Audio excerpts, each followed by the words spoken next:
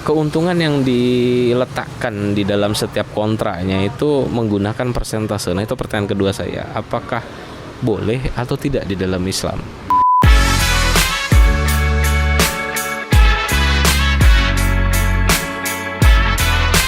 Assalamualaikum warahmatullahi wabarakatuh, Ustaz. Wah, alhamdulillah akhirnya setelah berapa lama rencananya? Setelah lumayan lama lah Ustaz rencananya, dari mulai sebelum puasa ya.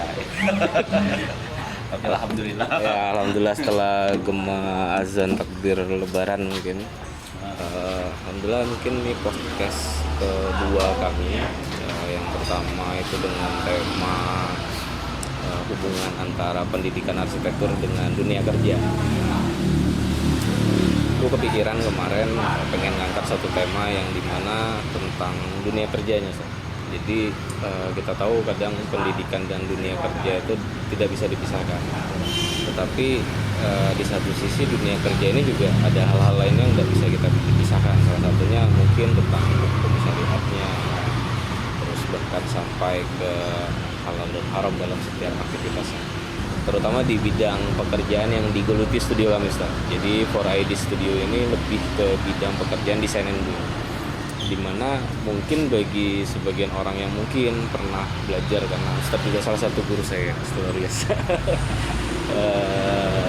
Di bayangan saya kemarin gitu yang enak gitu, karena kerja tanpa ada koridor syariat juga apa yang harus terjadi. Mungkin kenalan dulu lah sama Ustaz dulu mungkin ya. Assalamualaikum warahmatullahi wabarakatuh. Kenalkan, nama saya Subadri. Hari-hari mengajar dan juga sebagai penyuluh di Kementerian Agama. Ya, salah satunya adalah sering kita mengisi pengajian dan juga kegiatan-kegiatan ya yang membahas tentang bagaimana aktivitas kita dilihat dari perspektif Islam. Nah, itu yang menjadi fokus pembahasan ya, aktivitas-aktivitas yang saya lakukan sehari-hari kayak gitu. Di dalam dunia kerja itu kan terutama di bagian pekerjaan apapun lah, pasti hal pertama yang dipikirkan orang adalah seperti apa sih koridor kerjaannya. Terus mungkin tidak sedikit yang berpikir bagaimana sih suatu pekerjaan di dalam Islam, memandangnya seperti apa. Apakah harus seperti ini atau seperti itu. Nah, mungkin gimana pandangan Ustadz terkait apa istilahnya ya, aturan di dalam atau akad lah ya, akad di dalam dunia kerja. Karena yang sebagai seorang awam ilmu agama lah ya, akad tuh banyak, Ustaz. Ada akad nikah, ada akad dalam dunia kerja, akad ijab kabul dan sebagainya. Nah, mungkin seperti apa sih sudut pandang dari agama menilai akad itu sendiri, Ustaz? Berkaitan dengan pekerjaan ini sebenarnya di bab masalah fikih Islam dibahas tentang ijarah. Ijarah itu berkaitan dengan sewa. Nah, ada yang sewa berkaitan dengan benda-benda, ada yang berkaitan dengan sewa jasa manusia, ada yang sewa berkaitan dengan orang itu sendiri. Misal kalau benda sewanya mobil misalnya, rumah, itu diperbolehkan dalam Islam. Ada yang sewa berkaitan jasa keahlian, misalnya arsitek misalnya, kemudian orang-orang desain itu orang teknik misalnya, dia punya skill untuk dijual, itu masuk kategori jasa.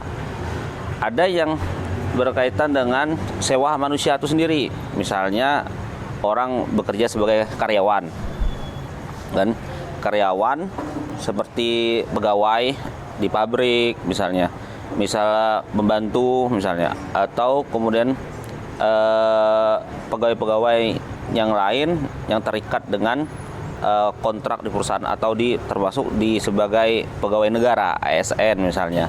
Itu adalah bagian dari sewa menyewa berkaitan dengan jasa, benda maupun orang. Itu. Nah, maka dalam ijarah ini dikatakan adalah akdun ala manfa'ah bi'awadin. Jadi akad memanfaatkan benda, perbuatan manusia itu sendiri, atau juga menyewa manusia itu sendiri. Iwadin tuh dengan imbalan, dengan upah bahasa kita tuh. Upah atau ujroh. Nah, dalam pandangan Islam ini diperbolehkan. Islam sangat menganjur mendorong manusia untuk bekerja. Karena kerja itu adalah wajib bagi kita sebagai laki-laki, khususnya karena menafkahi anak dan istri itu menjadi kewajiban kita. Islam juga mendorong berkaitan dengan kita itu mencari harta, ya, bukan hanya sekedar cuan kayak gitu, ya, bukan hanya sekedar cuan, bukan hanya sekedar mencari uang, tapi Islam mendorong pekerjaan itu adalah pekerjaan yang halal, yang diberkahi oleh Allah Subhanahu wa taala. Maka dalam hal itu ketika pekerjaan itu halal dan juga akad-akad pekerjaannya itu dibenarkan oleh syariah, maka harta itu menjadi sah untuk dimiliki. Sah dimiliki boleh dibelanjakan dengan sah. Ketika dibelanjakan jadi pahala. Kalau harta yang tidak tidak sah itu dibelanjakan tidak sah, karena dengan cara-cara yang tidak sah. Nah, itu berkaitan dengan harta itu sendiri. Dan Islam itu kalau kita perhatikan, Islam itu ada jalan tengah, di mana saat ini ada pemikiran di kalangan umat Islam, khususnya pemikirannya ekstrim. Pemikiran ekstrim itu di mana?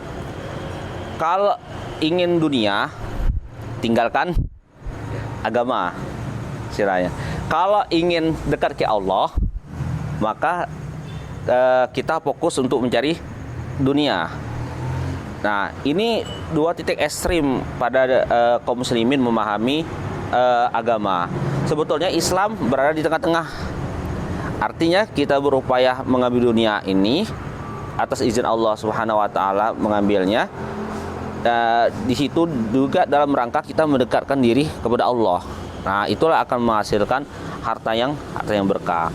Maka dalam akad-akad tersebut ada rukun dalam proses berkaitan dengan proses kerja tersebut atau ijarah tadi. Apa rukunnya? Rukun yang pertama, ada dua orang yang berakat, ya. Nah, rukun ini kalau tidak dikerjakan tidak sah. Seperti sholat, kalau misal kita tidak baca Al-Fatihah, ya, seperti kita tidak melaksanakan rukuk sujud, maka sholat kita tidak sah. Nah, di dalam ijarah kerja itu ada rukunnya. Kalau ini dipenuhi, maka sahlah pekerjaan tersebut. Pertama, ada dua orang yang berakat, dan berakat. Nah, orang yang berakat ini ada syaratnya. Syarat tidak boleh orang yang bekerja itu anak-anak. Kedua, orang gila dipekerjakan. Ada. Yang ketiga itu orang yang harus merdeka, dia bukan budak. Nah, keempat, orang tersebut tidak boleh ada paksaan.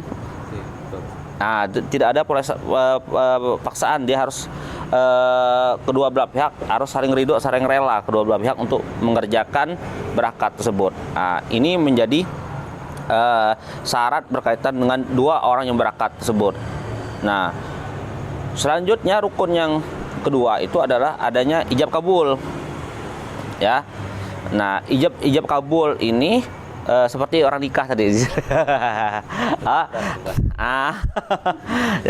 Jadi sama seperti orang menikah. Tapi ini yang pertama tapi Ustaz. Yang pertama.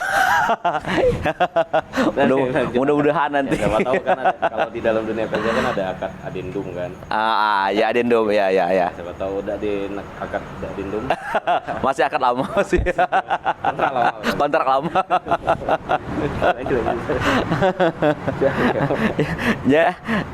Jadi ijab kabul berkaitan dengan ijab dan kabul, artinya orang yang memberikan misalnya pekerjaan tersebut, ya, pekerjaannya apa harus jelas, upahnya berapa, jam kerjanya sampai di mana, ya. Nah, kalau kemudian dia pekerjaannya sebagai pegawai, misalnya terikat misalnya. Ada orang yang kerja berkaitan dengan jasa, misalnya tukang jahit, tukang desain. Itu dia berdasarkan pengerjaan, misalnya sekaligus berkaitan dengan desain pembuatan bangunan tersebut, dan juga sekaligus juga jangka waktu pengerjaan misalnya. Output lah ya sebenarnya. Outputnya lah ya. Ya, output yang ingin dihasilkan dari proses ijab kabul misalnya. Ada klien misalnya ingin ingin desain misalnya, nih desain rumahnya ini, kemudian jangka waktu pengerjaannya, ya, spesifikasi berkaitan dengan semua itu. Nah, itu ketika itu ditawarkan, maka klien menyetujuinya, oke, maka terjadilah ijab dan kabul, termasuk berkaitan dengan berapa nilai yang diberikan kepada kita jasa tersebut, ujroh tersebut, berapa jasanya. Jelas, harus jelas di awal di majelis itu dijelaskan semuanya. Yang selanjutnya yang harus kita perhatikan selain ijab kabul, ya, dua orang yang berinteraksi itu objek yang dikerjakan apa? Apakah dia kemudian pekerjaan, ya, pekerjaannya pekerjaan apa, atau kemudian mau disewa bendanya apa misalnya. Itu masuk di dalam nanti di objek, ya, objek berkaitan dengan akad di dalamnya itu tadi, di dalam rukun tersebut. Nah, itu berkaitan dengan rukun, ya, dalam proses kita ingin mengambil jasa, ya, jasa atau pekerjaan. Bisa dengan jasa keahlian, bisa juga berkaitan dengan menyewa orang tersebut sebagai tukang misalnya kan. Nah, dia dibayar sewa tukang, itu kita bayar dengan ujroh, dengan gaji tadi, dengan gaji tersebut. Nah, itu berkaitan dengan rukun, ya, rukun dalam proses kita dalam bekerja kayak gitu. Mungkin itu dulu Jibril itu berkaitan tuh, ya, berkaitan dengan ijab kabul, sebagai objek akadnya, manfaatnya apa, ingin apa, manfaat atau jasa apa yang ingin ingin dikontrakkan kayak gitu, dikontrakkan, ya. Selain tadi ada 3 itu. Pertama tadi dua orang yang berakad, kedua bakut alaih itu objek yang ingin diakadkan, manfaatnya apa, ya, yang ingin dikerjakan. Ketiga itu adalah terjadinya ijab kabul, itu rukun itu. Jadi luar biasa sekali Ustaz, ya. Di dalam kata akad yang notabene cuma satu kata, tapi dengan definisi dan penjabaran serta rukun-rukunnya cukup lumayan, ya, berat juga rasa-rasanya. Nah, tadi dari penjelasan Ustadz ada beberapa hal yang saya kunci. Yang pertama itu adalah kontrak. Yang kedua tadi adalah nilai akad sendiri menjadi penting, saya rasa, ya, saya tangkap dari penjelasan Ustadz. Nah, saya punya gambaran bahwa ternyata di dalam setiap pekerjaan itu apakah pastinya wajib ada akad, Ustadz, ya. Dituntut dengan rukun-rukun yang disyariatkan. Nah,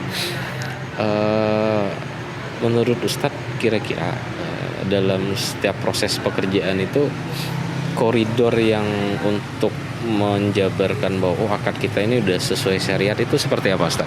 Itu pertama, manfaat yang harus dikerjakan itu adalah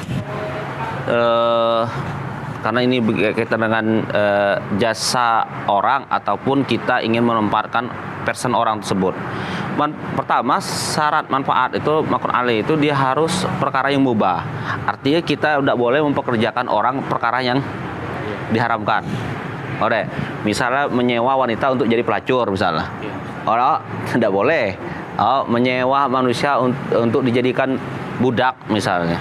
Nah, itu perkara-perkara yang tidak boleh. Dia harus perkara yang mubah diperbolehkan, bukan yang diharamkan. Atau misalnya dia disewa untuk buat minuman homer misalnya. Ya. Nah, itu tidak boleh karena itu diharamkan. Yang kedua itu adalah manfaat yang harus diketahui itu adalah dia harus maklum, diketahui ya, apa yang harus dikerjakan ya, apa yang harus jelas ingin dikerjakan itu apa. Misalnya si Jibril punya pekerja misalnya, dan dia sebagai apa saja ruang lingkup kerja. Nah, itu harus jelas. Terus gaji dia harus jelas. Gaji tidak boleh berdasarkan persentase. Dia harus berdasarkan kejelasan berdasarkan upah karena dia bukan kerjasama. Kalau kerjasama boleh persentase. Kalau dia sebagai pegawai, sebagai pekerja, dia tidak boleh berdasarkan persentase, tapi dia berdasarkan upah yang jelas.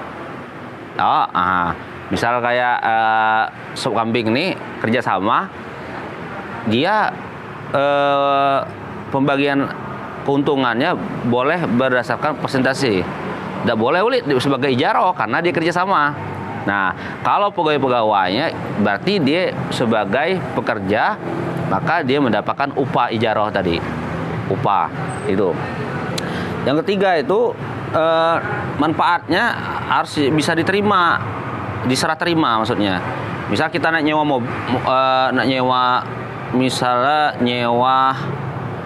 kamera, nyewa mobil misalnya.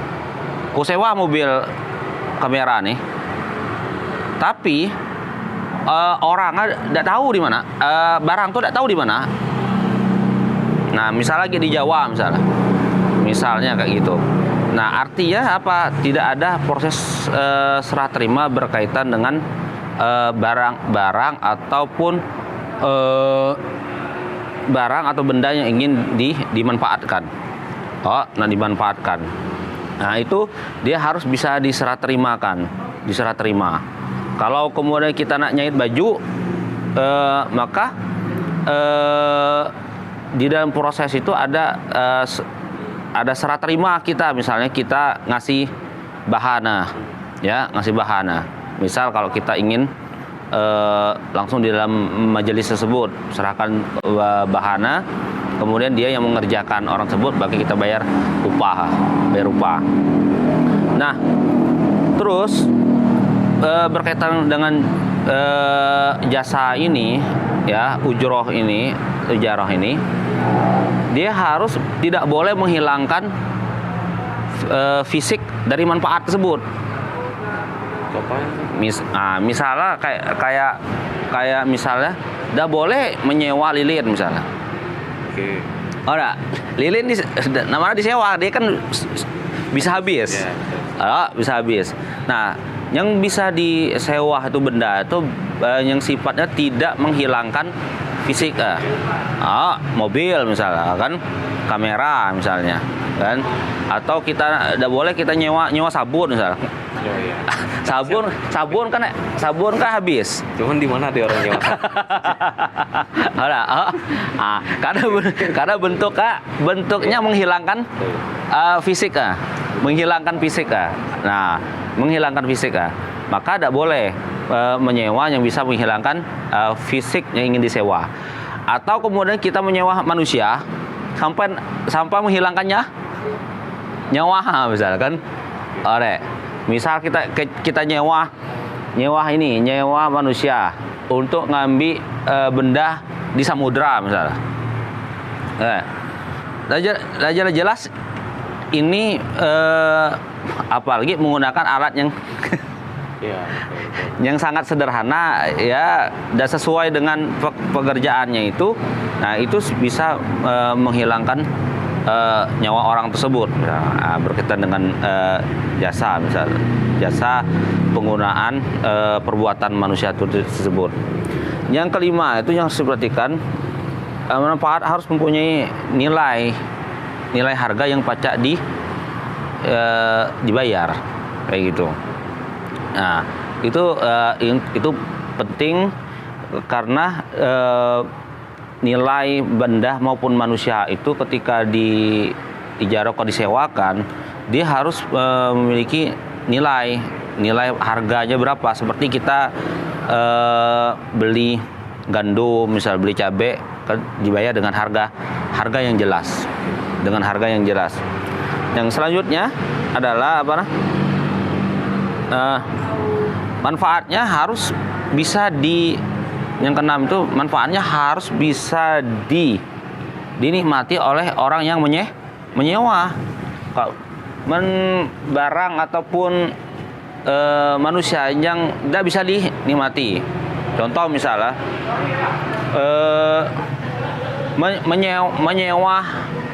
menyewa orang misalnya kan, orang gila misal tadi ya, untuk jaga malam misalnya, kan otomatis tidak bisa dinikmati penyewaannya itu. Ya, penyewaan itu tidak bisa dinikmati. Nah, dia harus bisa dinikmati oleh orang yang menyewa manusia atau benda-benda kayak gitu. Bisa itu.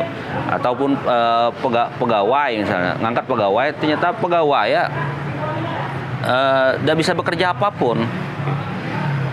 Artinya nggak bisa nggak kompeten, nggak bisa diberdayakan misalkan. Nah, itu harus bisa dinikmati oleh orang yang menyewa tersebut misalnya. Nah, itu berkaitan dengan akun alih tadi, berkaitan dengan pemanfaatan jasa-jasa yang diperbolehkan dan yang tidak diperbolehkan. Itu penting karena apalagi dunia kerja. Ya, dunia kerja. Oke, Ustaz. Jadi dunia kerja itu tidak sesederhana kita kerja dan dibayar berarti, Ustaz, ya, pada dasarnya.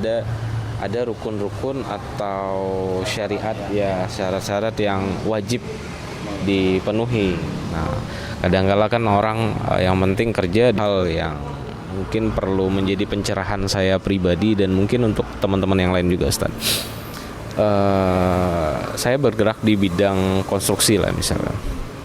Nah, di dalam setiap prosesnya saya sudah membuat kontrak kerja dengan pasal-pasal dan poin-poin yang menjadi landasan untuk menjadi kontrak tersebut. Nah, di dalam dunia konstruksi itu tidak ada kepastian yang mutlak, Ustaz. Jadi bagi orang-orang yang mungkin sedikit mengetahui kulit luar tentang akad di dalam Islam, jadi antara maju atau mundur ya di dalam setiap pekerjaannya. Nah, jadi yang pengen saya ceritakan adalah gini, anggap ada satu kasus yang dimana dia sudah membuatkan kontrak kerja. Terus di dalam dunia konstruksi kan misalkan dalam pekerjaan itu tidak bisa kita presisi dalam pekerjaannya. Misal mengerjakan ukuran 1x1 itu tidak bisa yang 1 pas kali 1 pas.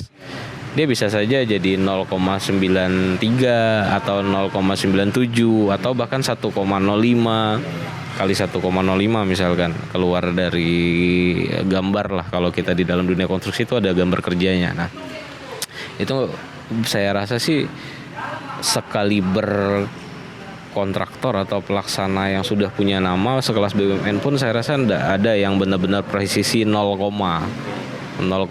itu tidak ada. Pasti ada plus minus lah ya di dalam pekerjaannya, Ustaz. Nah, menariknya adalah gini, ketika kita otomatis kan ada selisih mungkin materi dari volume yang dikerjakan.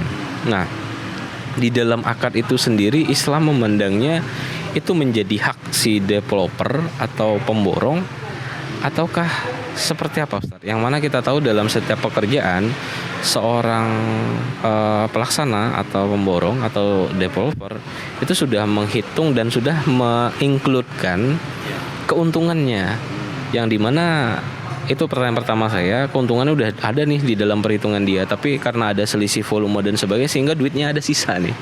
Kan di dalam batin kan berontak ya antara diterima atau tidak ya. Maksudnya ada selisih duit nih, apa untuk saya pribadi ataukah saya kembalikan atau seperti apa. Nah, seperti apa syariat memandang hal itu yang pertama. Yang kedua, kadang kala di dalam dunia konstruksi itu tadi sempat disinggung tidak boleh memberi patokan persentase ya, Ustaz. Mohon ralat kalau saya salah. Kalau kerjasama boleh kan? Kalau kerjasama dia persentase. Nah, di luar kerjasama. Nah, kalau di dunia konstruksi kan dia sifatnya bukan kerjasama, ya. Jual beli upah dan bahan, ya.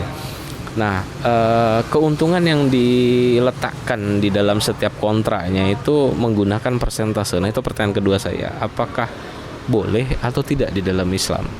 Karena jujur, Ustaz, bukan saya mencoba untuk ini ya, mencoba untuk so suci dan sebagainya, tapi kan setiap koridor hidup harus didasarkan oleh syariat. Nah, mungkin bagaimana pendapat Ustaz? Biasanya dalam dunia konstruksi itu ada yang proses G2G kayak gitu kan, proses person to person lah orang untuk melakukan proyek tersebut untuk pengerjaan. Nah, yang kedua itu ada yang sifatnya kan berdasarkan lelang. Berdasarkan lelang.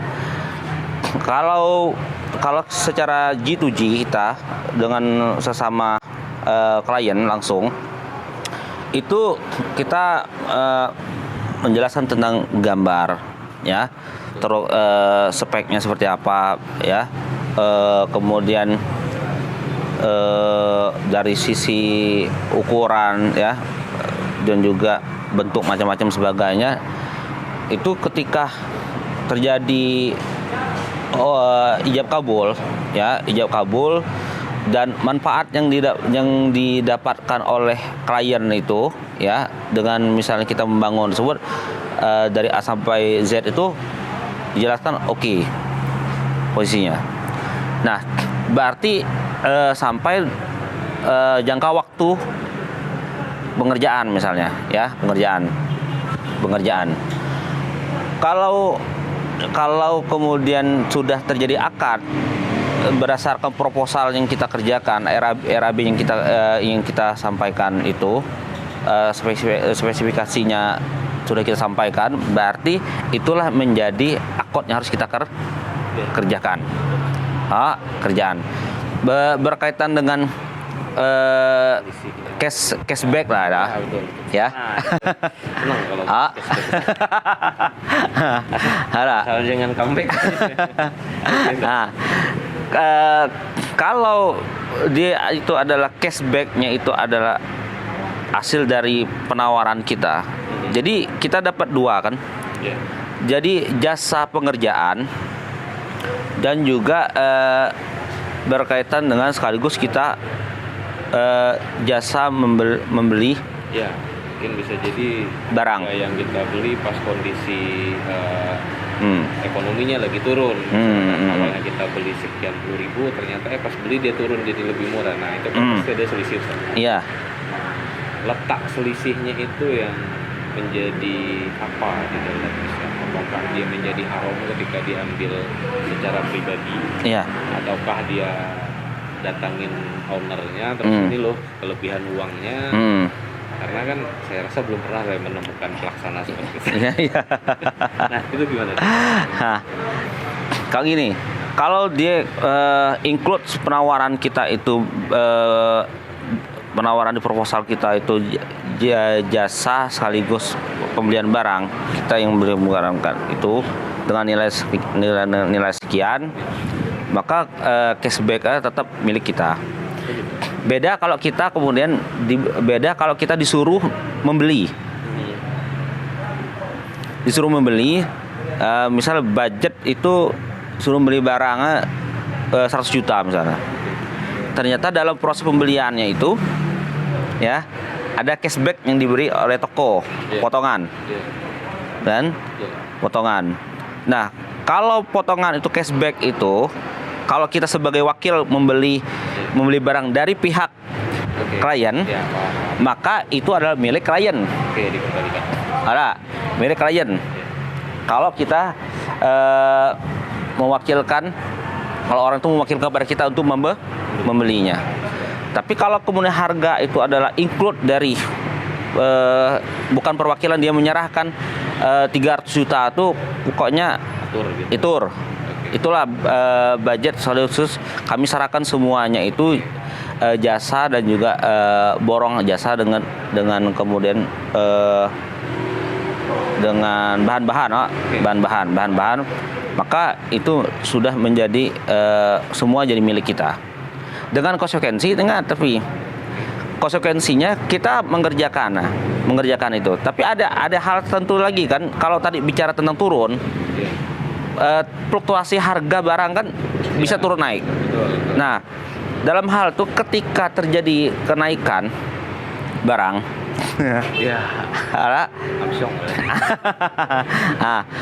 kenaikan barang berarti kita juga ikut menanggung resiko berarti tidak ada penambahan biaya Tidak ada penambahan biaya. Karena sesuaikan. Itu. Nah, karena terjadi fluktuasi harga barang, sebetulnya yang lebih aman itu adalah kita borong jasa saja. Misalkan apalagi main di proyek pemerintah misalnya. Proyek pemerintah itu misal kita ngajukan proposal tahun ini, pengerjaan tahun depan. Harga yang kita masukkan tahun ini dengan tahun depan kan berbeda. Bisa jadi dia lebih tinggi. Di sisi lain pemerintah tetap menganggarkan seperti itulah. Inilah yang terjadi ketika mata uang kita tuh memang terjadi inflasi atau terjadi depresiasi ya. Itu memang membuat para kontraktor tuh jadi banyak mengalami kerugian juga. Ya ada yang kasus seperti itu.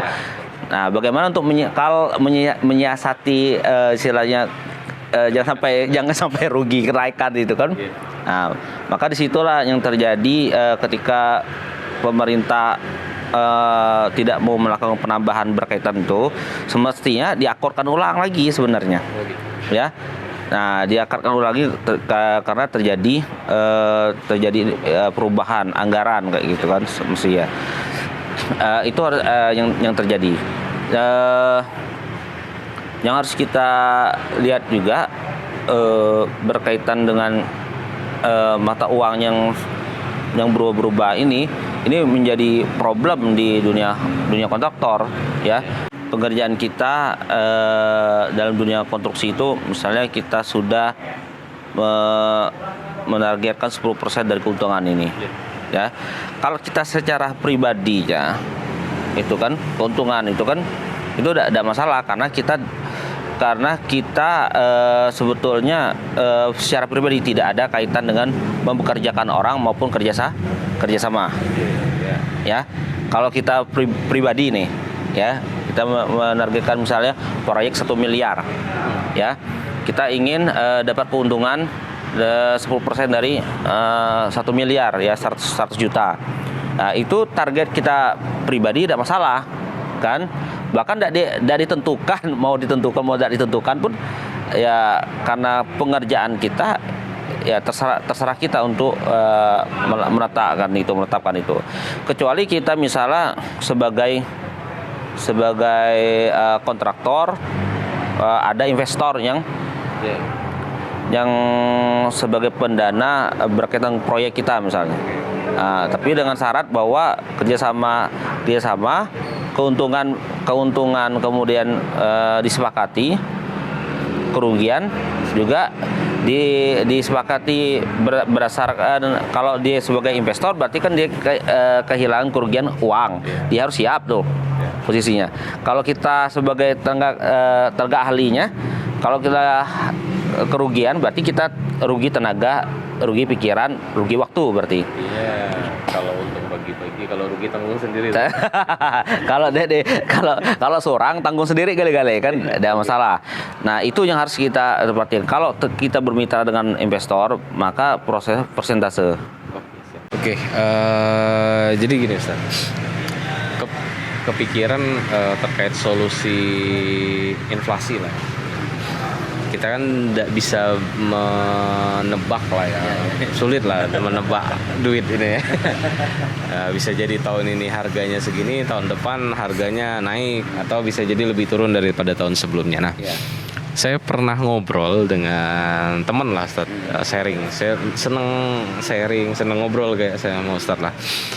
Dia pernah menyampaikan kalau saya biasanya dari harga yang saya tanyakan di toko, saya naikkan sekian persen dari harga tersebut plus profitnya. Nah, saya agak awam berpikir apa ini ndak zolim, saya rasakan. Kita udah tahu harganya misalkan 5.000, terus saya naikkan menjadi 5.500 plus 10% lagi sebagai keuntungan saya, karena antisipasi andai kata kenaikan dan penurunan dari harga.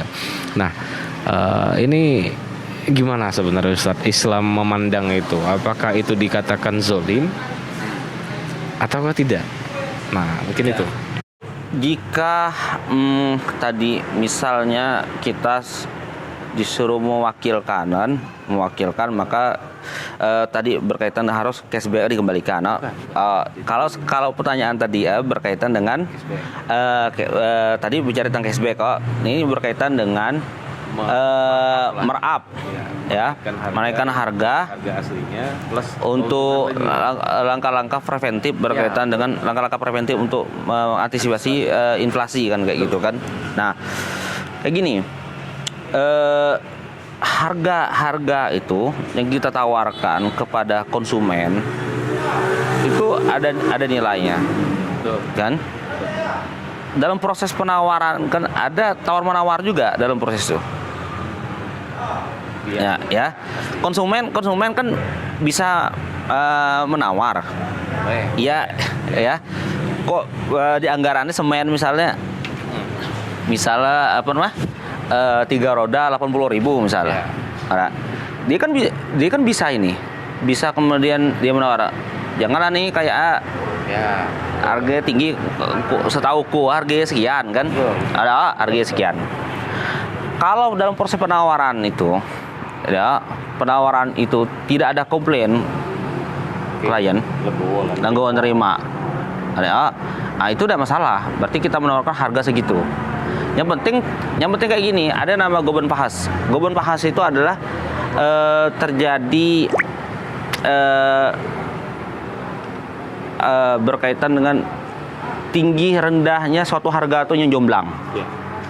Besi Bang. Jomblang misalkan, ini jomblang. Nah, itu maksudnya harga rendah ataupun harga tinggi itu tidak masuk akal. Ya. Krisis dan konsumen itu tidak paham terhadap harga benda itu loh. Misalnya besi 6 misalnya harga yang 40 jadi naik. Misalnya kita dalam proses itu sampai 100.000 harga ya. Karena konsumen tidak tahu harga pasar kan, kita menawarkan harga yang tinggi yang di luar harga pasar yang tidak lazim kayak gitu.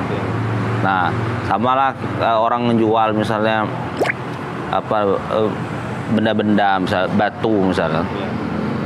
Batu 30 juta, 40 juta. Nah, itu terjadi harga yang tidak wajar karena berkaitan kemanfaatan benda tersebut, terjadi Goben Pahas. Goben Pahas ini harga yang ketimpang, yang tidak sesuai dengan harga pasar, harga normal kayak gitu. Nah, Goben Pahas kayak gitu. Nah,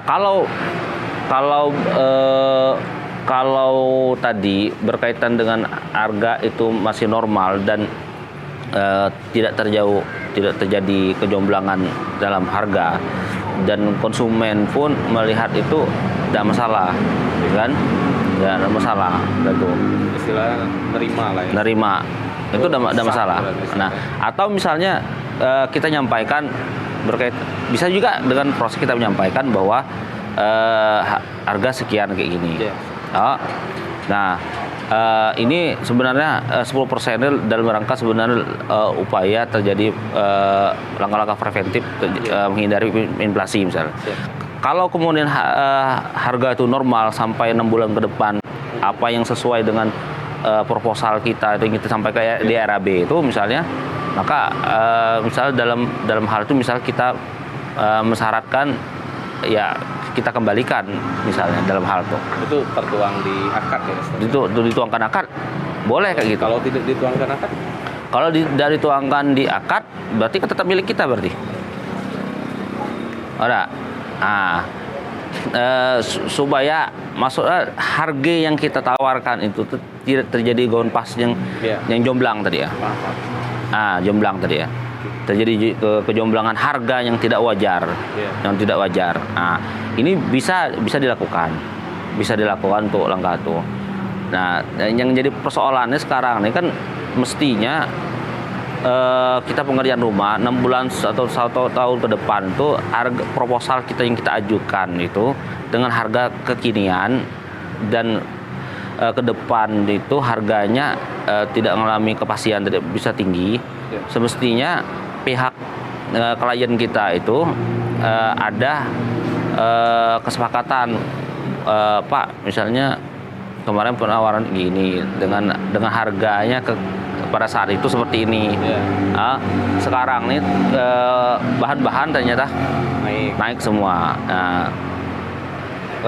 saya mau ini Pak, akadnya angkat ulang. Siap. Harga ulang, akad ulang lagi. Itu ya. Daripada kayak gini Pak, saya khawatir dengan harga segini, saya khawatir ini takut mengurangi spek yang ingin saya tawarkan. Nah, Bapak juga insya Allah hasilnya memuaskan, dan saya pribadi pun sesuai dengan skill saya, jasa saya bisa memuaskan apa keinginan Bapak kan sesuai dengan RAP itulah. Oke, menarik ya Ustaz ya. Jadi ternyata Islam itu sederhana sebenarnya, sederhana yang tidak menyulitkan dan memberatkan. Artinya dari tadi saya kebayang di kepala bahwa dalam proses kerja yang pasti dia harus sesuai dengan akad yang sudah disepakati. Saya ada satu pertanyaan yang mungkin dari tadi mengganjal di hati saya, bahwa letak kejujuran dalam sebuah akad. Nah, itu yang paling berat menurut saya. Ini saya simpan terakhir sebenarnya. Bagaimana kita sebagai orang yang pengen menawarkan jasa dan entah itu properti, upah dan material, letak kejujurannya sejujur apa? Contoh misalnya saya mengkaitkan ketiga pertanyaan sebelumnya, bahwa misal saya langkah preventifnya saya naikkan harga, apakah saya menjabarkan bahwa ini saya naikin loh harganya? Saya rasa tidak ada klien atau owner yang ngapain dinaikin gitu kan. Itu satu.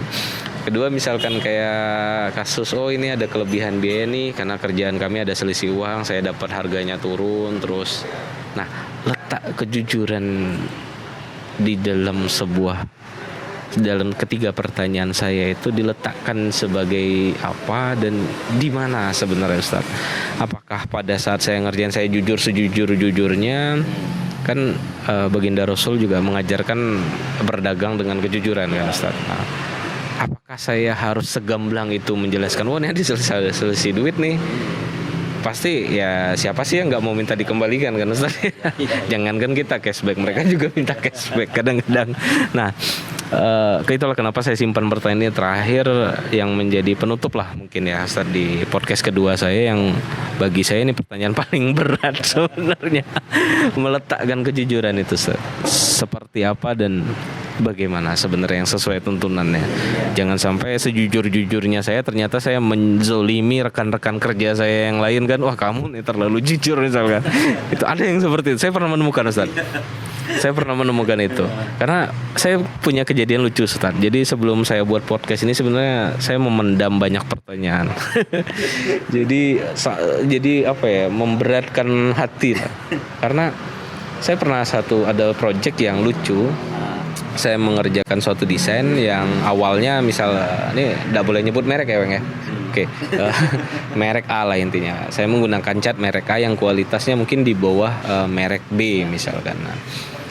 Nah, karena saya tadi bukan saya bilang saya jujur, tapi karena saya belum memahami hukum syariatnya, jadi saya ngerasa, oh ini ada selisih uang nih.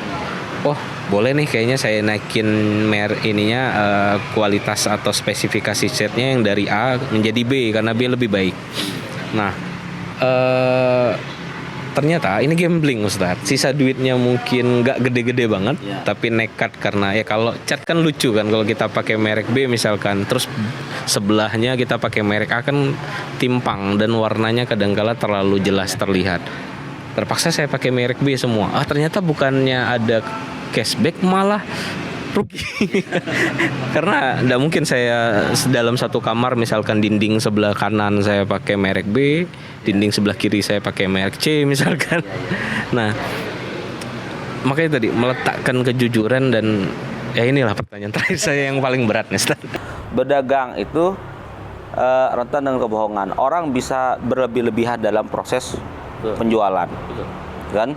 Supaya ingin melakukan barangnya.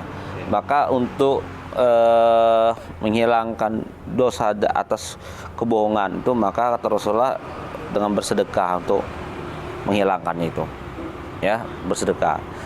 Nah, kejujuran itu, kejujuran yang dimaksud dengan kejujuran di sini adalah kejujuran yang berdasarkan ijab kabul kita, akad kita tadi. Nah, akad ijarah pemanfaatan tadi berkaitan dengan benda-benda atau barang-barang yang dijadikan spek pengerjaan. Nah, yang ketika hal diakadkan, itulah yang menjadi akad yang harus kita penuhi. Itulah nama kejujuran tuh. Nah, ketika kita melaksanakan sesuai dengan akad ijab kabul yang telah kita lakukan, nah maka kita sudah melakukan kejujuran. Nah, berarti kalau pengerjaan kita di luar akad tadi, ya, di luar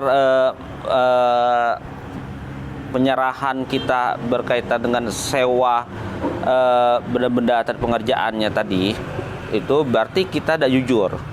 Walaupun menaikkan spek. Nah, biarpun menaikkan spek, kan belum tentu pihak klien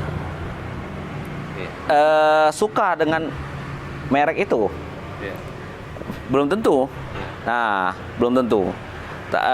Belum tentu karena awal itu kita misalnya chat misalkan ada, atau kemudian kita ingin naikkan di atas misalnya, chat ya. Kalau berdasarkan draft yang kita tawarkan kepada klien, mesti itulah yang harus kita beli, yang kita kerjakan, ya. Kecuali kita tidak menyebut nama merek apapun dalam tuh, ya, cat kan. Nah, cat apa tidak tahu, kan? Nah, tapi seyogyanya mestinya harus jelas cat itu. Orang cat apa? Jadi konsumen pun pasti ingin tahu kan cat apa biasanya. Nah, kalau kita melebihkan cat yang kemudian di luar akad itu, maka kita tidak boleh. Berarti kita telah melakukan kebohongan. Pasti kita melakukan zolim. Karena kita tidak sesuai dengan akad pengerjaan kita. Maka kalau kita ingin melakukan perubahan, ya sampaikan saja kepada klien itu, ya. Aku ada kasih saran, kemarin aku tawarkan misalnya merek A, kan, ada yang ternyata harga murah dan tapi kualitasnya misalnya lebih bagus, atau dia harga agak naik dikit, kualitasnya bagus. Namanya Pak, aku tawarkan, kata bapak oke, ada masalah. maka tidak masalah, berarti lah terjadi perubahan akad. Ya, perubahan akad dalam penawaran kita. Kalau misal katanya tidak diizin tapi kita melakukan, itu berarti kita tidak melakukan kejujuran karena di luar kontrak kerja yang kita kesepakati bersama. Walaupun niat kita baik. Biar niat kita baik, kan, karena belum tentu tadi orang tadi suka dengan merek tertentu tersebut. Itu aku kembaliin. Belum tentu kan. Kita kan bicara tentang feel, rasa nih, bicara tentang estetika kan. Estetikanya tidak ada ukurannya kan. Bicara tuh orang memang misalnya hobi dengan biar kita tawar misalkan itu tidak bisa kita maksakan kan. Orang hobi dangdut misalnya kita tawarkan popnya dangdut lah kan. Nah, sama dengan misalnya tadi berkaitan dengan semen, misalnya cat, sebagainya, itu kerjakanlah sesuai dengan itu. Kalau ada perubahanlah kepada klien. Kalau klien kemudian tidak mau, itu tidak bisa karena kita sudah berakad, ya. Kalau klien tidak mau, kita juga tidak bisa maksain karena dia punya hak untuk menolak tawaran kita. Dia juga punya hak untuk membatalkan, mengakad ulang kembali akad tersebut. Nah, itu berkaitan dengan kejujuran, ya. Jadi dalam berdagang nih, ya apa bahasa kita tuh banyak spek gitu. Ada saking nak ngelaku barang, jasa kan, kadang-kadang ada hal-hal pembicaraan kita tuh lepas kendali. Lepas kendali yang sebetulnya di luar spek. Apalagi kita bicara tentang ya kebermanfaatan benda, keunggulan macam-macam. Nah, biasanya ya kayak orang jual obat kayak gitu berlebih-lebihan kan. Nah, tidak lepas pedagang tuh tidak lepas kayak gitu. Maka obatnya adalah sedekah. Rasulullah ya, kita sedekah kan. Misal kita lah ngerjakan spek inilah bagus, nggak sesuai dengan itu, ya pasti ada sedikit banyak pasti ada kekurangan. Dari sempurna. Maka bagaimana untuk menutupi kekurangan itu? Sedekah. Nah, mudah-mudahan kekurangan itu dengan sedekah itu menutupi dosa kita atas kehilafan kita, kekurangan kita dalam proses pengerjaan tuh. Nah, itu penting karena ketika kita mengerjakan akad itu sesuai dengan kesepakatan, nah itulah harta itu akan menjadi sah buat kita. Kita belanjakan, kita sedekahkan, kita nafkahi, itu akan menjadi pahala kita. Tapi kalau kita tidak menjalankan sesuai dengan akad, maka harta itu menjadi harta yang haram. Nah, harta yang haram, ya dibelanjakan, ya dibelanjakan tidak dapat pahala, disimpan juga tidak dapat pahala, bisa jadi dosa. Nah, itulah bahayanya harta haram. Maka Allah Subhanahu wa taala berfirman, ya ayyuhalladzina amanu, hai orang yang beriman, ya, la ta'kulu amwalakum, janganlah kalian makan harta antara bainakum bil batil. Janganlah kalian makan harta di antara kalian itu dengan cara-cara yang cara batil. Cara-cara batil apa? Cara-cara yang tidak diizinkan, tidak diridhoi oleh Allah Subhanahu wa taala. Termasuk cara-cara yang batil itu adalah kita tidak menjalankan sesuai dengan kontrak kerja akad tersebut. Nah, itu. Kalau kita ngeluarin spek, mestinya kita ngomong ke orang tuh dan kita kembalikan uang tersebut. Andai kata speknya tidak sama. Tidak sama. Mungkin itu mudah-mudahan apa yang kita bahas untuk malam ini ya baru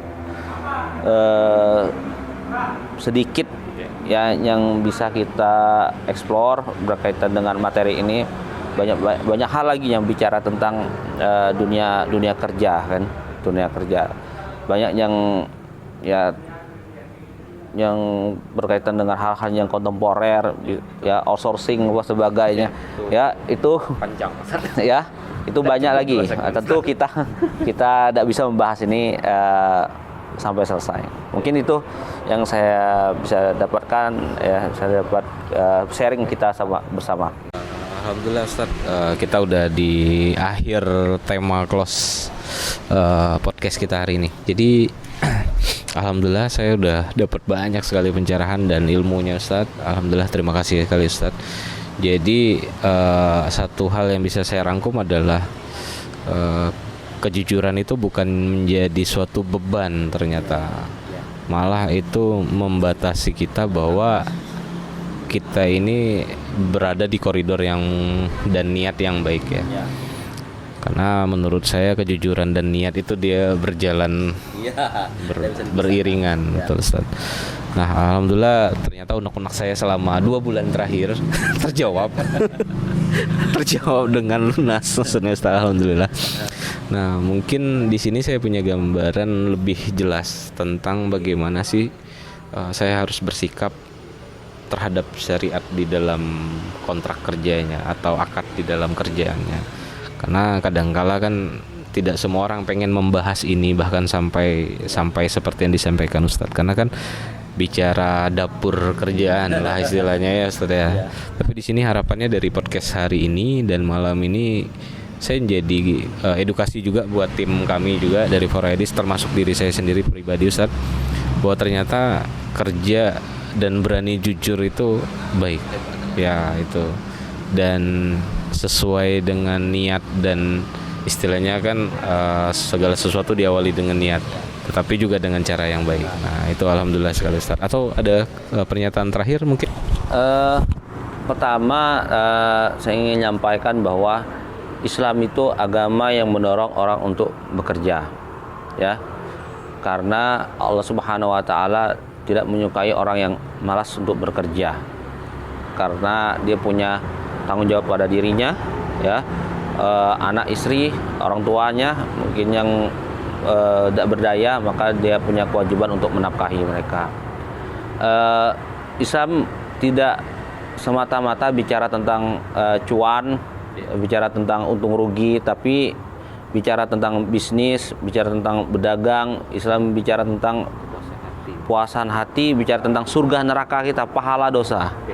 Kita bicara Islam bicara sampai kepada jangan sampai ada yang dizolimi di antara kita, harta yang tidak benar.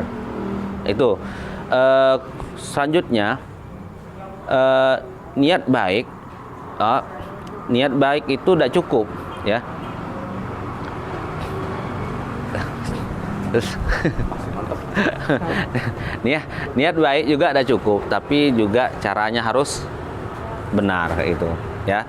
Niat baik tidak cukup, tapi cara yang benar. Cara yang benar itu seperti apa? Cara yang benar itu sesuai dengan Allah dan Rasulnya, ya. Man amila amalan laisa alaihi amruna fawaruddun. Barang siapa yang beramal yang tidak dicontohkan, yang tidak diperintahkan oleh Allah dan Rasulnya, maka perkara itu tertolak. Maka perkara itu tidak ada punya nilai apapun, biarpun niat baik, kan, niat baik.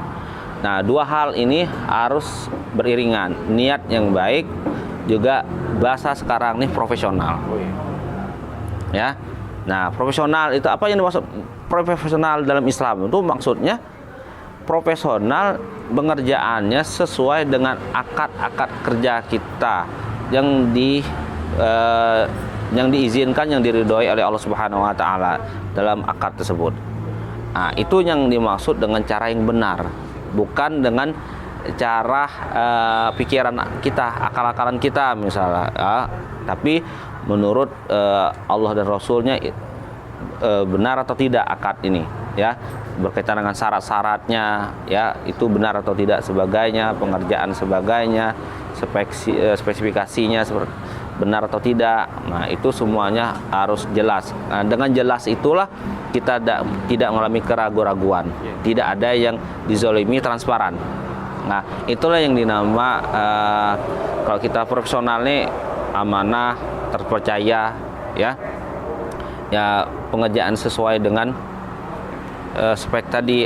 Itulah yang dimaksud dengan profesional Islami dalam Islam itu. Nah, itulah harta kita insya Allah akan menjadi harta yang dihalalkan, yang berkah dari Allah Subhanahu wa taala.